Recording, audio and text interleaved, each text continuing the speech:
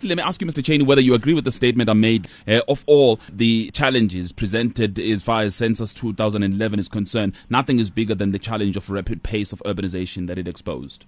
I think we agree with you, particularly given the fact that South Africa is a rapidly urbanizing country. And I think Professor Turok as well as Mark Swilling have contributed to the debate. And I think there's consensus amongst both government and the academics and society that how we manage this urban transition is going to be key to our economic development and also eradicating poverty, inequality, spatial inequity, as well as unemployment. Very important, and that's where we start then, Professor Turok, because the question is, do we seem to have a plan to manage this rapid urbanization? We don't really have a plan to be honest. A government is torn between trying to resist the tide of migration and urbanization and a positive approach to managing it. There are dilemmas on both sides, and it has been struggling really to develop a coherent response. There are various programs that the government has, but it would be hard to say it has a coherent policy towards urbanization. But what are the dilemmas? This is beginning to emerge now, actually. But what are the dilemmas as far as you understand? Why is it that government is finding it difficult? Are these political dilemmas? Well, the dilemmas are that there is a pressure on cities, and trying to resist it, trying to encourage people to stay in rural areas in some ways appears to be an appealing prospect in the sense that there is less stress and strain on urban communities and on urban services if you can just slow it down and encourage people to stay in where they are. That's interesting, but on the other hand, people are not doing that clearly on the basis of what Census 2011 told us, as far as you're concerned, Professor Swilling. Yeah, that's correct. I mean, there's a contraction of provinces like Eastern Cape, Free State, Northern Cape, and an expansion of Gauteng in particular, but also the Western Cape.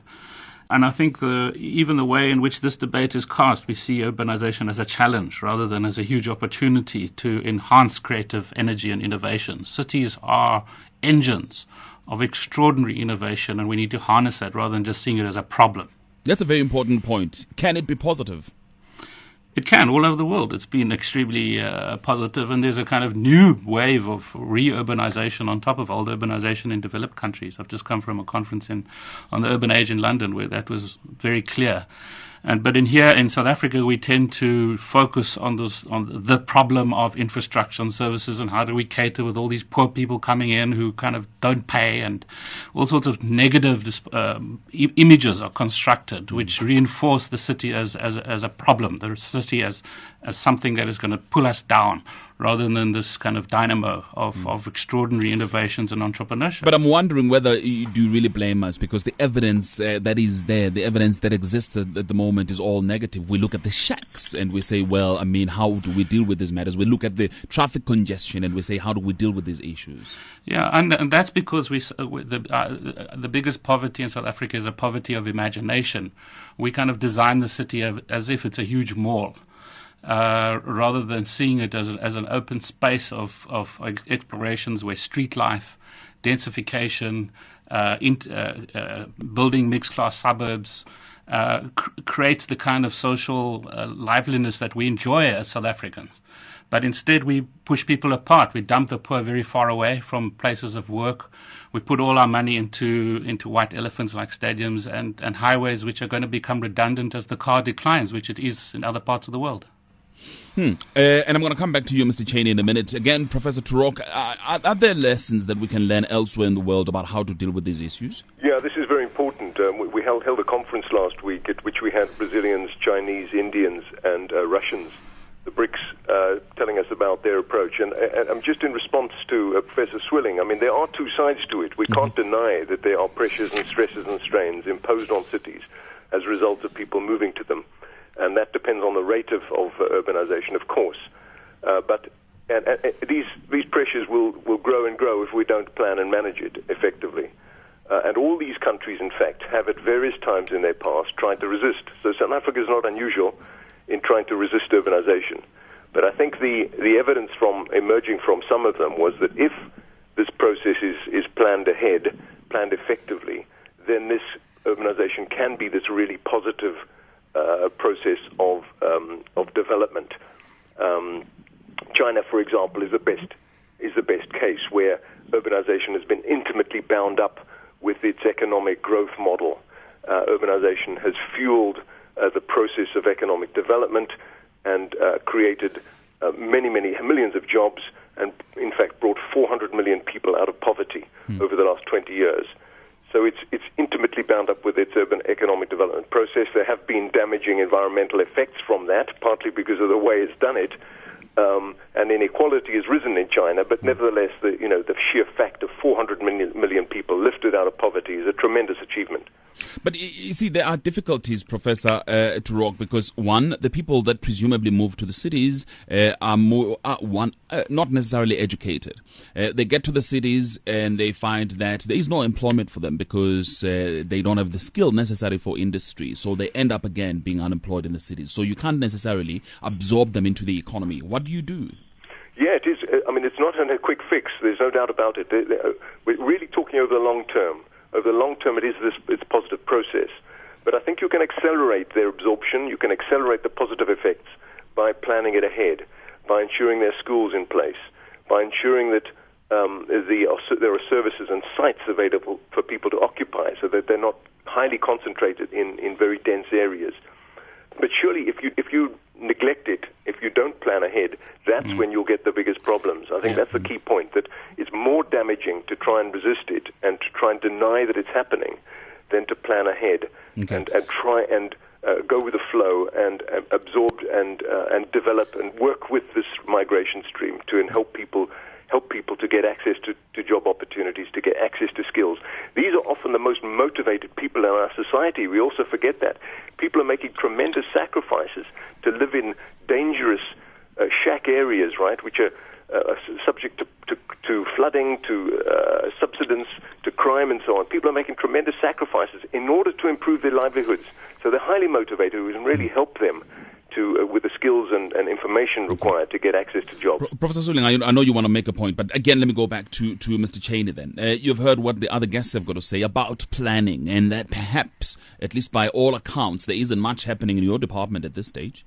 No, Kolani, I think it's incorrect to say that there's nothing happening or that there's been a malaise or perception of a malaise in the department or in government for that matter regarding this matter. I think as government we recognize and we take the inevitability of urbanization quite seriously, but we're also mindful of both the positive and negative consequences of urbanization. I mean, Mark Swilling indicates, yes, there's a whole range of positive aspects related to urbanization, but there's also negatives. I mean, the negatives are the poverty, the inequality, the spatial inequity that we've inherited, and so we find people coming into the cities on the periphery. I mean, we've taken, as government, as a whole, there's a number of steps that we've taken, particularly in the last 4 years. I mean, if you take just 2 or 3 of them, I'll just give you an example. Minister Sehwale, together with the President, signed a delivery agreement. Part of that delivery agreement includes the upgrading of 400,000 households in our towns and cities on well-located land. And we recognize the fact that, yes, in post-94, there have been instances where we've been guilty of poorly locating or upgrading or developing residential settlements, but we recognize that fact. The National Development Plan asks us, and we've adopted that we've got to change that spatial inequity. So there's the 400,000. In that delivery agreement, there's a push to improve your social and rental housing stock in towns and cities, particularly for low and poor income households. There's the issue of identifying and releasing state land, particularly well-located state land in our towns and cities.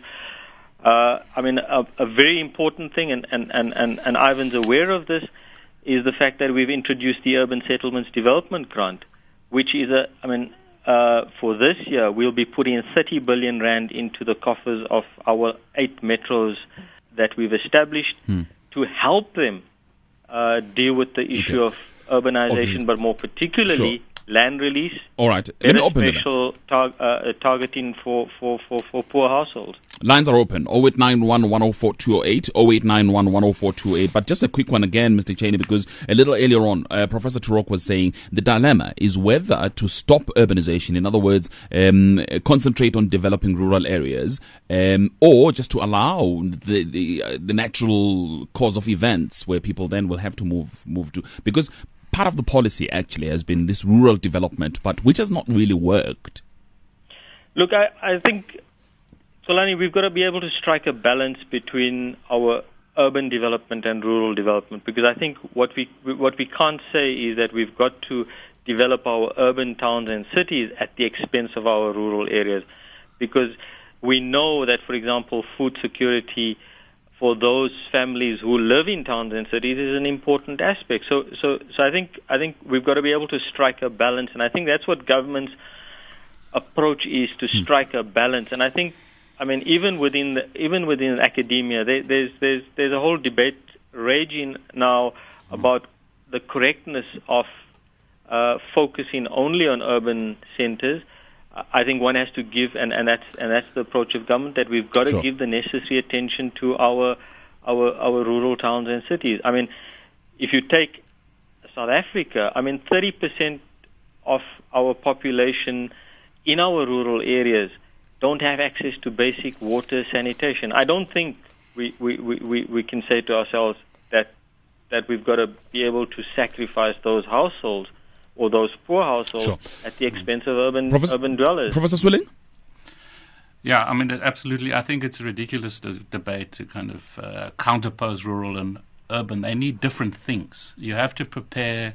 I mean, 70% of our population are in urban settlements, and we have to prepare here. I agree completely with Ivan Turok on that. But what rural areas require is completely different. Rural areas are the repositories of the resources that we depend on for our food, for our water, for our biodiversity. And so we have to have a perspective that takes that into account. And if we do rural development properly, there may well be people who won't want to come to the cities because they do find livelihoods in those areas. But that shouldn't be the reason. We've got to do it for wider protection of our rural resources.